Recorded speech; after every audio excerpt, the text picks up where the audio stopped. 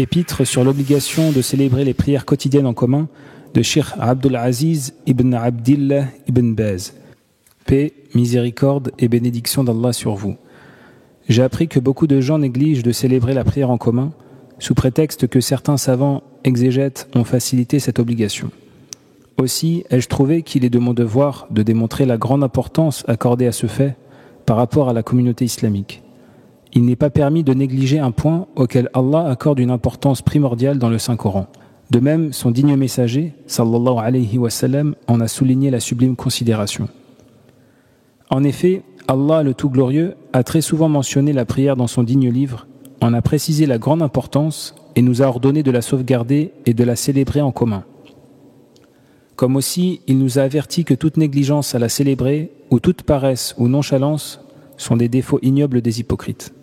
Il dit à ce sujet dans son livre clair et détaillé, Surat al-Baqarah, la vache, verset 238, « Soyez assidus au salat, et surtout la salat médiane, et tenez-vous debout devant Allah avec humilité. » Comment peut-on reconnaître qu'un serviteur adorateur pratique régulièrement les prières et leur accorde la grande importance qui leur est due, quand on le voit manquer à ce devoir religieux, défaillir à sa célébration avec ses confrères et négliger de la pratiquer en commun?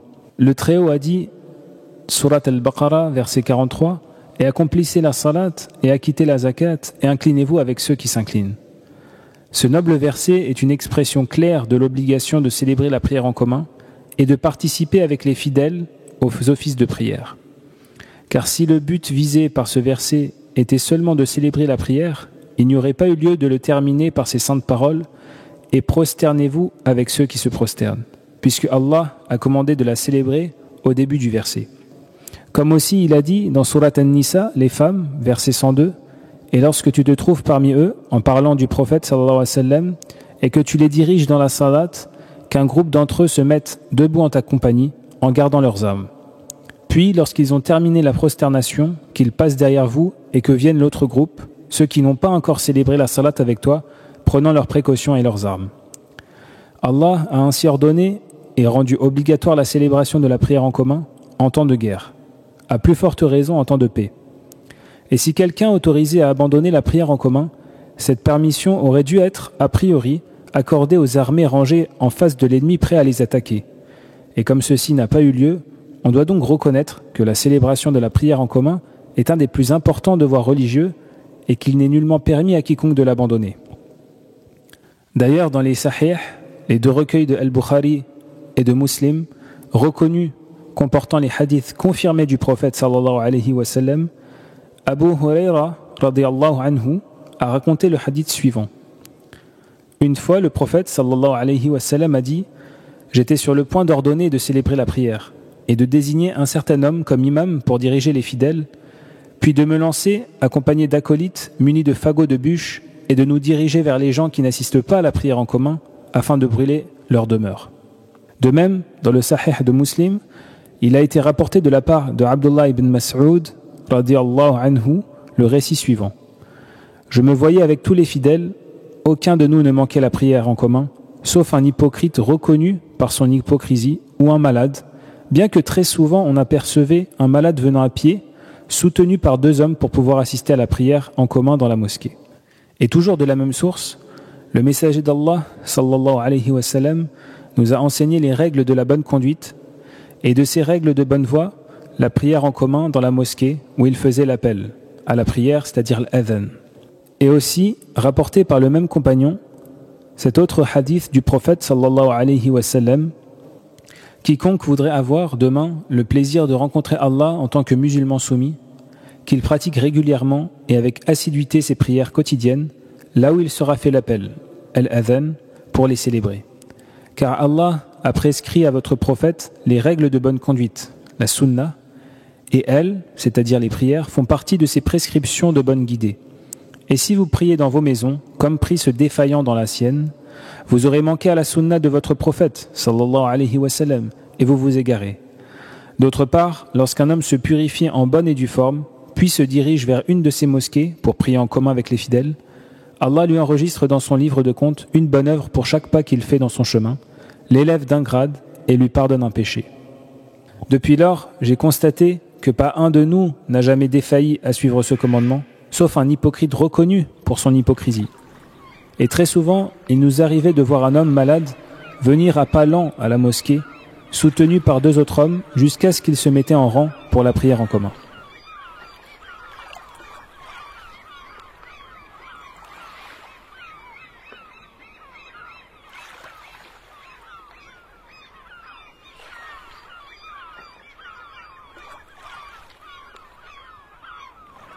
Il est de même rapporté dans le Sahih Muslim, recueil des hadiths du prophète édité par Muslim, le récit suivant raconté par Abu Huraira, radiyallahu anhu. Un homme aveugle est venu un jour chez le prophète sallallahu alayhi wa sallam et lui dit « Ô envoyé d'Allah, je n'ai pas de guide pour me conduire à la mosquée. Puis-je avoir l'autorisation spéciale de prier chez moi, c'est-à-dire à la maison ?»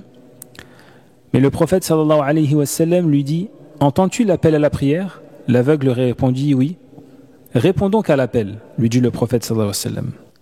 Et nombreux sont les hadiths qui démontrent l'obligation de célébrer la prière en commun et prescrivent l'ordre formel de la pratiquer dans les maisons d'Allah qu'il a autorisé d'ériger et où l'on mentionne son saint nom. Tout musulman fidèle doit donc prendre soin de ce fait, le réaliser et recommander de le pratiquer à ses enfants, aux membres de sa famille, à ses voisins et à tous ses confrères musulmans, se conformant ainsi aux prescriptions d'Allah et de son messager, et évitant les interdictions d'Allah et de son messager, s'éloignant ainsi de toute imitation des gens hypocrites qu'Allah a dépeints par des caractéristiques condamnables, dont la pire est leur paresse à pratiquer la prière. Le Très-Haut a en effet dit dans le Saint-Coran, Surat An-Nisa, les femmes, versets 142 et 143, « Les hypocrites cherchent à tromper Allah, mais Allah retourne leur tromperie contre eux-mêmes. Et lorsqu'ils se lèvent pour la salat, ils le font avec paresse et par ostentation envers les gens. À peine invoquent-ils Allah. Ils sont indécis entre les croyants et les mécréants, n'appartenant ni aux uns ni aux autres. Or, quiconque Allah égare, jamais tu ne trouveras de chemin pour lui. » Or, le manquement à la célébration de la prière en commun est une des plus importantes raisons de sa complète omission. Et il est bien connu que l'abandon de la prière est une mécréance, une aberration et un éloignement du cercle de l'islam et des musulmans, et ce, conformément au hadith suivant du prophète sallallahu alayhi wa sallam, entre l'homme et la mécréance et le polythéisme et l'abandon de la salat, la prière. Récit rapporté par Muslim dans son Sahih, d'après Jabir, radiyallahu anhu. De même, le prophète sallallahu alayhi wa sallam a aussi dit « L'engagement entre nous et eux est la prière. Celui qui l'abandonne devient mécréant. » Les versets et les hadiths qui exaltent les mérites et l'importance de la salat, la prière, qui incitent à la pratiquer régulièrement et à la célébrer conformément aux prescriptions d'Allah et mettent en garde les fidèles contre son abandon, sont divers, nombreux et bien connus. Et tout musulman fidèle et soumis doit prendre soin de la pratiquer en ces temps fixes, de la célébrer suivant les préceptes divins et avec ses confrères en commun dans les maisons d'Allah, à titre de complète soumission à Allah le Tout-Glorieux et à son envoyé sallallahu alayhi wa sallam, et afin d'éviter la colère d'Allah et son dur châtiment. Et quand la vérité apparaît et que ses preuves deviennent claires et nettes, il n'est donc pas permis à quiconque d'en dévier, prétextant les dires de tel ou tel, car Allah, le Tout-Glorieux, dit dans Surat An-Nisa, les femmes, verset 59, « Puis si vous vous disputez en quoi que ce soit, renvoyez-le à Allah et au messager. Si vous croyez en Allah et au jour dernier, cela est bien mieux et de meilleure interprétation. » Et il dit aussi dans le Saint-Coran, Surat An-Nur, la lumière, verset 63, que ceux donc qui s'opposent à son commandement prennent garde qu'une épreuve ne les atteigne ou que ne les atteigne un châtiment douloureux. Nul doute que la prière en commun comprend de nombreux avantages et de multiples intérêts, dont le plus clair est la mutuelle connaissance des fidèles entre eux, leur coopération dans le bien, la piété, la recommandation réciproque de suivre la vérité et le droit chemin et d'endurer ses difficultés. De même, l'encouragement du manquant à ses devoirs religieux à revenir à la piété et à la bonne voie, l'enseignement de l'ignorant, afin de vexer les hypocrites et éviter leur chemin, la mise en évidence des préceptes divins et des rites islamiques parmi les serviteurs adorateurs d'Allah, le prêche pour la cause d'Allah par la parole et par l'action. Tous ces agissements sont autant d'innombrables avantages. Puisse Allah nous guider, vous et moi, vers tout ce qui le satisfait et tout ce qui comporte le bien de ce monde et de l'au-delà, et qui nous protège tous contre les méchancetés de nos âmes et nos mauvaises actions, et contre toute imitation des mécréants infidèles et des hypocrites, car il est le tout généreux, le très noble. Paix et miséricorde d'Allah sur vous, ainsi que ses bénédictions, et qu'il accorde le salut et la paix à notre bien-aimé prophète Mohammed sallallahu alayhi wa sallam, à sa famille et ses compagnons.